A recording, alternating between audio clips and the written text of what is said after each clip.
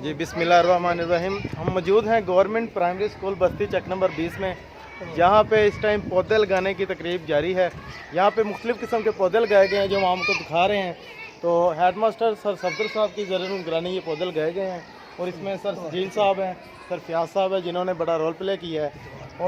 और आज जिस तरह के संडे का दिन है, लेकिन संडे के दिन भी बच्चे जो है ना, उनका शौक आप देख सकते हैं कि उन्होंने वर्दी भी पहनी हुई है, और अभी पौधों को पानी लगाया जा रहा है। जो पौधे अब लगाए गए हैं आप देख सकते हैं, जिस तरह आपको ये व्यू नज़र आ रहा है। तो बहुत अच्छी कावश है, इस तरह जो है ना माहौल के लिए बहुत ज़बरदस्त है। और पौधे लगाना वैसे स्वाब का काम है, ठीक है। तो हम बाकी लोगों को भी, हम बाकी टीचर्स को भी ये कहना चाहेंगे कि वो इस काम में बढ़ चढ़ कर हिस्सा लें। छुट्टी के दिन जिस तरह काम जारी है, तो बाकी दिनों में भी ये काम होना चाहिए। तो पूरी कम्युनिटी को इसमें जो है ना एक रोल प्ले करना चाहिए।